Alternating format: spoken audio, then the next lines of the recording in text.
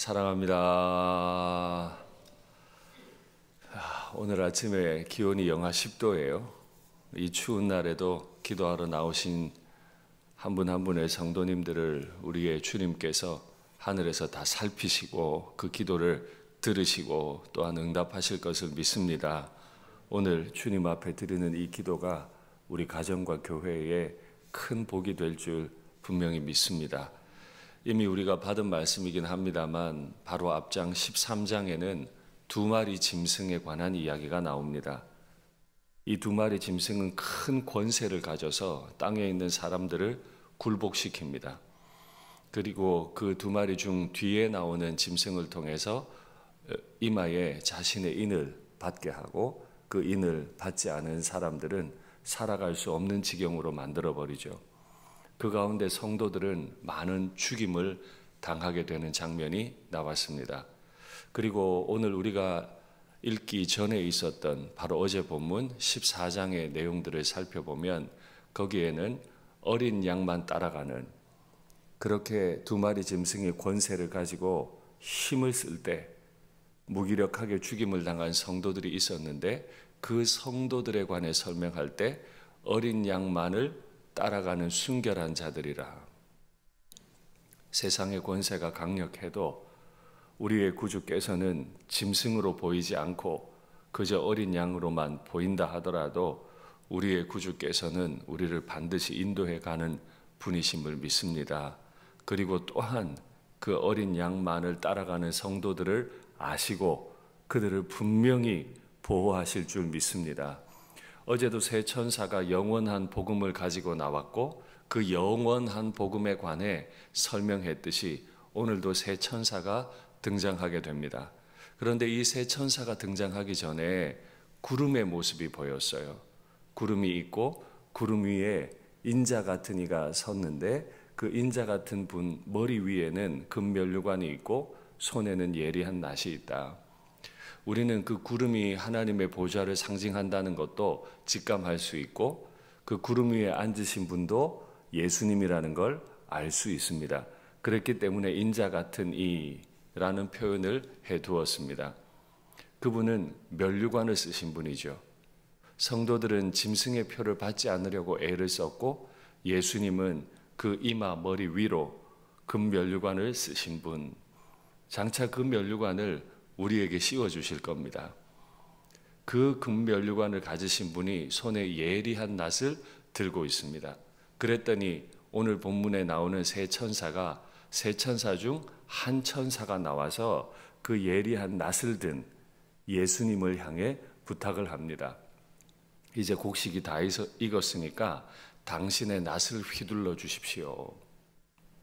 이것이 우리에게 복입니다. 이게 무슨 말일까요? 요한계시록에는 성도들을 향해 총 7번의 복을 말합니다. 그런데 오늘 우리가 읽은 본문 바로 직전에 보면 복이 있도다 하는 장면이 나오는데 이 복은 계시록의 두 번째 복입니다. 우리가 앞으로 받게 될 복들이 많은데요. 우리는 두 마리 짐승에 의해 괴롭힘을 당하지만 반드시 성도들의 수고를 아시고 성도들을 위해 보좌에 앉으신 분이 낫을 휘둘러 주심이 성도들에게 복이 된다는 겁니다. 우리는 순결하게 예수님만 따라가는 고통을 겪습니다. 그러나 주님은 다 아시고 그런 성도들을 위해 권세를 가지신 분의 낫을 휘둘러서 심판해 주심이 성도들에게 복이 된다는 겁니다. 그러니 천사가 하늘의 구름 위에 앉은 인자 같은 분을 향해 낫을 휘둘러 주십시오라고 하는 이 말이 성도들에게는 복으로 열매를 맺게 됩니다. 우리 성도들을 위해 주님은 반드시 심판해 주시는 줄 믿습니다. 그랬더니 이 구름 위에 앉으신 분이 그 천사의 부탁을 따라서 정말 낫을 휘두릅니다. 그랬더니 곡식이 막 거두어져요. 세상에 심판이 시작되는 거죠. 13장에서 두 마리 짐승이 무서워서 그 머리에 짐승의 인을 받은 자도 있고 세상에는 그 짐승이 누군 줄 알기 때문에 짐승을 따르지 않고 오직 순결한 마음으로 어린 양만을 따른 사람도 있는데 그 모두를 향해 낫을 휘두르는 겁니다. 그러면 모두가 베어지겠죠. 그리고 마침내 우리 주인께서는 네가 짐승을 따랐느냐 나를 따랐느냐, 네가 알곡이냐 가라지냐 구별해 내실 겁니다. 오늘 이 새벽에 나와 기도하시는 우리 교우들 틀림없이 알고 계실 것이고 틀림없이 주님께서 하늘 보좌에 앉혀주실 줄 믿습니다. 우리 일상교회 교우들 믿음 지키며 어린 양 따르느라고 애를 쓰시는데 주님은 아세요. 주님은 우리를 위해 반드시 그 낫을 휘둘러 우리를 알곡처럼 거두시고 하나님의 집에 들이실 줄 믿습니다. 두 번째 천사가 보이는데 이 두 번째 천사는 예리한 낫을 가졌습니다. 심판이 계속됨을 가르쳐 주는 거죠. 그런데 세 번째 천사가 곧 이어 나오는데 이 천사에 대한 설명이 재밌습니다. 불을 다스리는 권세를 가진 자가 제단으로부터 나왔다. 세 번째 천사는 불을 다스리는 권세를 가졌어요. 불로 심판한다는 뜻이죠. 우리 예수님의 명령을 따라 이 땅에 불로 심판할 권세를 가진 천사가 제단으로부터 나왔다.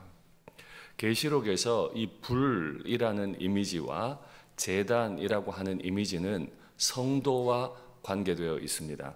왜냐하면 성도들이 늘 그 제단 옆에서 하나님께 제사, 예배를 드리고 기도를 드리는 장면들이 있었습니다.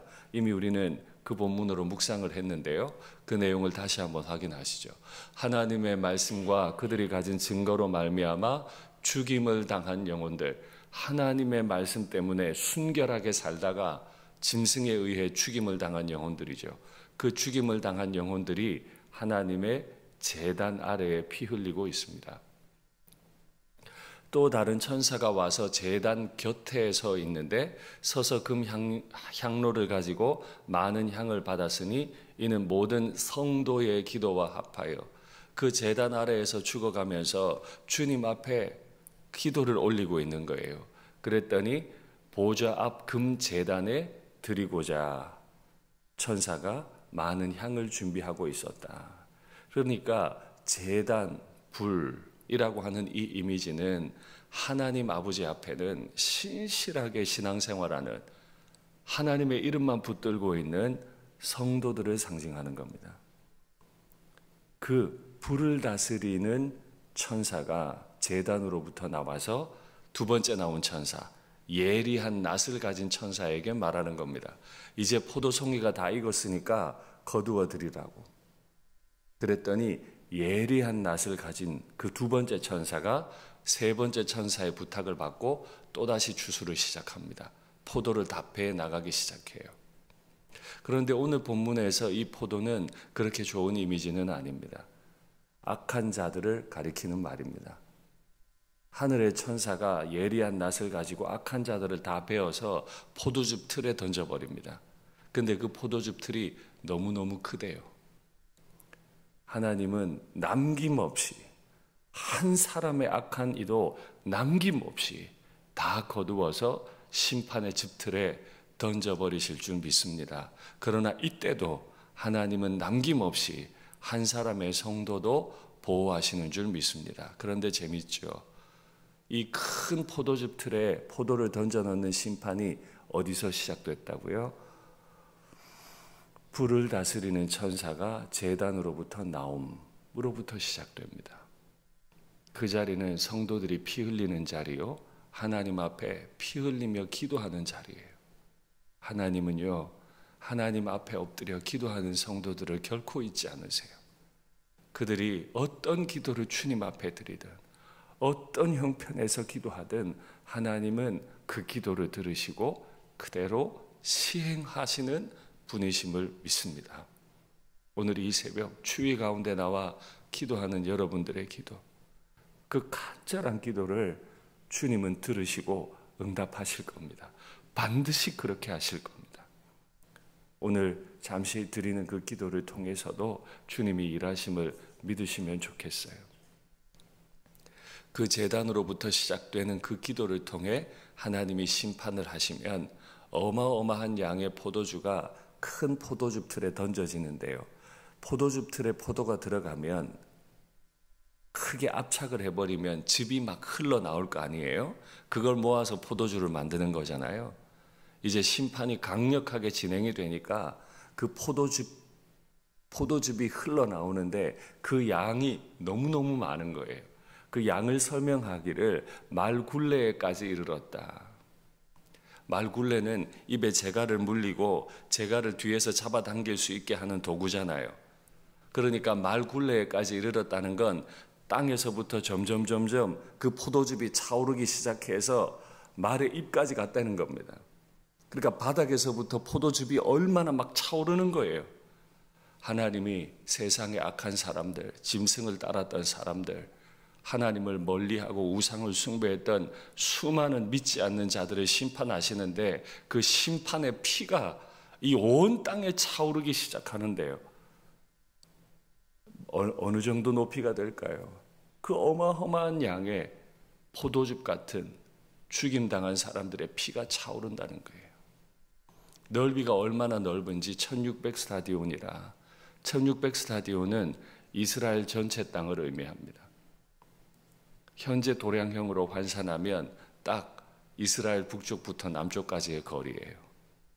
그러니까 이스라엘 전체에 대한 심판을 말하는 거죠. 온 세상에 대한 심판을 말합니다. 하나님은 반드시 심판하십니다.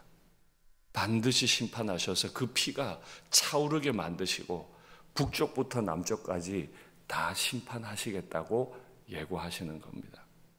다시요. 그런데 이 어마어마한 심판이 어디서 시작돼요?